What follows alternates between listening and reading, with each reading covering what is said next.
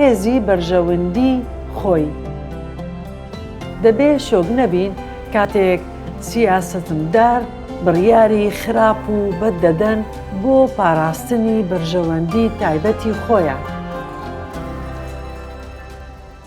پیلاتۆسی بونتی نمونەیەکی کلاسیکی سیاسەتمدارێکی ڕوونە بۆ ئەم بنەمایە. پێشەوای سیاسەتمداری بەهێز بوو لە جیهانی پەیمانی نوێ لە ئیمپراتۆریەتی ڕۆمانی کە دەڕوانینە بڕیارەکەی کەوا ڕێگەیدا عیسا لە خاچ بدرێت. ئەوە ڕوون دەکاتەوە کە هەندێک کەس تا چ ڕادەیەک بەرژەوەندی تایبەتی خۆیان دەپارێزن.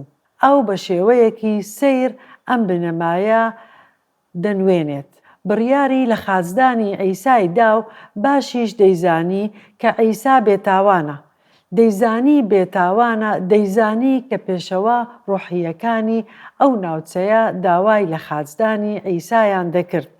هەموو ئەوەی دەزانی. با بزانین مەتا چی نووسی دەربارەی پیلاتۆسی پونتی.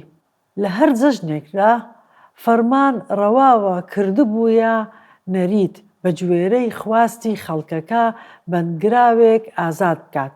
لەو کاتەدا گیراوێکی بەناوبانگیان هەبوو کە ناوی باراباس بوو. لەبەر ئەوە کاتێک کۆبوونەوە پیلاتۆس لی پرسین دەتانەوێت کێتان بۆ ئازاد بکەم، باراباس یان عیسا؟ ئەوەی پێی دەگوترێ مەسیح، چونکە زانی لەبەر ئیرەیی عیسایان بەگرتندا بوو. دەیزانی عیسا بێتاوانە. دەزانێت کە هێرۆدسی پاشا ئاشکرای کرد کە عیسا بێتاوانە و شایانی لە خاچدان نییە. هاوسەرەکەی خەونی بینی و ئاگاداری کردەوە کە هیچ شتێک نەکات ئازاری عیسا بدات. لەگەڵ ئەوەش فەرمانی لە خاچدانی دەرکرد و دەستی خۆشی شوشت لە بەردەم گەلەکە بۆ ئەوەی بڵێت کە عیسا بێتاوانە. لەگەڵ ئەوەش فەرمانی لە خاچدانی دەرکرد و دەستی خۆشی شوشت لە بەردەم گەلەکە بۆ ئەوەی بڵێت کە عیسا بێتاوانە. لەگەڵ ئەوەش من ئەوە دەکەم کە ئێوە دەتانەوێ. جا عیسای دایە دەست ئەو حەشامەتە تا لە خاچی بدەن.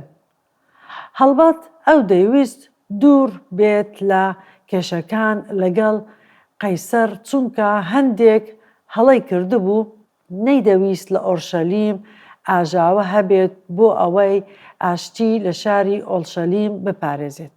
جا لەبەر پایە و هێزی کەسایەتیەکەی خۆی ئەم بێتاوانەی بەدەستەوەدا ئەم ڕزگارکەرە.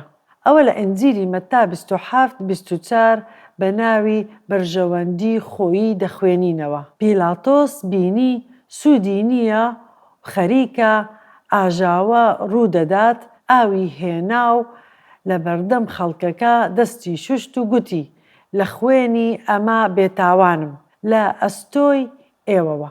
گەل هەموو وەڵامیان دایەوە با خوێنی لە ئەستۆی ئێمە و منداڵمان بێت. ئەوسا باراباسی بۆ ئازادکردن، بەڵام فەرمانیدا کە عیسا بدرێتە بەر قامچی و پاشان لە خاچ بدرێت. باسی بەرژەوەندی خۆیی و بڕیارە سیاسیەکانی بنیادراو لەسەر بەرژەوەندی خۆیی دەکەین. لە کەڵتوورەکەمان باش دەزانین کە دەکرێت بەرژەوەندی خۆیی سیاسەتمدارەکان بجوولێنێت. هەندێک جاریش زۆر زەحمەتە لە زۆر لایەنەوە کە سیاسەتمدار لە پێگەی خۆیانەوە ڕەفتار بکەن بەبێ خۆ بەدەستەوادانی بەرژەوەندیە خۆییەکان. ئەمەش دەمانبات بۆ پرسیاری تێڕامان و وەڵامدانەوە. وەکو باوەڕدار چۆن ئەم بنەمایە کاریگەری هەبێت لەسەرمان. ئێمە لەم جیهانەدا دەژین. کتێبی پیرۆزیش باسی بەرپرسیارەتیمان دەکات، یەکێک لە یەکەم بەرپرسیارەتیەکان کە هەمیشە باسی دەکەم بنەماکانی کتێبی پیرۆزە. دەبێ یەکەم جار و پێش هەموو شتێک نوێژ بکەین لە پێناوی پێشەواکانی حکومەت. ئەمە قابڵی گفتوگۆ نییە ئەگەر بمانەوێت لە خواستی خوددادا ڕەفتار بکەین. پۆلس بە شێوەیەکی زۆر ڕوون ئەمە شیر دەکردەوە. لە نامەکەی بۆ تیمۆساوس بەشی 2 کە گوتی ئەی تیمۆساوس بە بیریان بهێنەوە کە نوێژ بکەن لە پێناوی هەموو ئەوانە لە پۆستدان، فەرمانڕەواکان سەرکردەکان بۆ ئەوەی ژیانێکی ئاسوودە و هێمن بژین و بتوانین ئنجیلی عیسای مەسیح بخەینە ڕوو. کاتێک پۆڵس بە سروشی ڕوحی پیرۆز ئەمەی گوت، ئاماژەی دەکرد بۆ نیرۆن کە خستبوویە زیندانەوە، لە کۆتاییدا خۆی کوشت. ئاماژە بۆ ئەو کەسانە دەکات وەکو هیرۆدس کە کەسێکی جەربەزە بوو لەبەر بنەما و ڕەوشتەکانی. هەروەها پۆڵس بیر لە فستۆس دەکات کە حاکم بوو لەگەڵ فیلیکس. هەموو ئەو فەرمانڕەوایانە شتێکی هاوبەشیان هەیە لەگەڵ پۆڵس، کاریگەریان هەبوو لەسەر ژیانی بەهۆی ئەوەی دەسەڵاتدار بوون و توانای سیاسییان هەبوو. لەگەڵ ئەوەش دەڵێ پێویستە لە پێناویان نوێژ بکەین.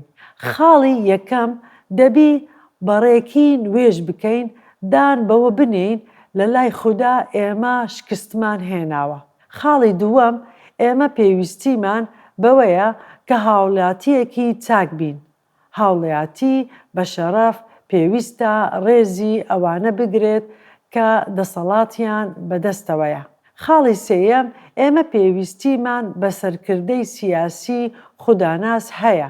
خۆشبەختانە سیاستەمداری وامان هەیە کە خوداناس بن، ئێمەش دەبێت لە پێناویان نوێژ بکەین. نوێژ بکەین لە پێناوی ئەو سەرکردانە کە بنەمای دروستیان هەیە. هەروەها دەبێ هانی کەسەکان بدەین کە چاکە دەکەن، لە کۆتاییدا دەبێ ئێمەش هاوڵاتیانی خوداناس بین. ئەوە لە هەموو پەیمانی نوێ دەبینین. دەبێ ڕووناکی و خوێی ئەم جیهانە بین. جا بابیر لەم بنەمایە بکەینەوە و بە گوێرەی بژین. با دووبارە بنەماکە بخوێنینەوە. دەبێ شۆک نەبین کاتێک هەندێک سیاسەتەمدار بڕیاری خراپ و بەد دەدەن بۆ پاراستنی بەرژەوەندی تایبەتی خۆیان.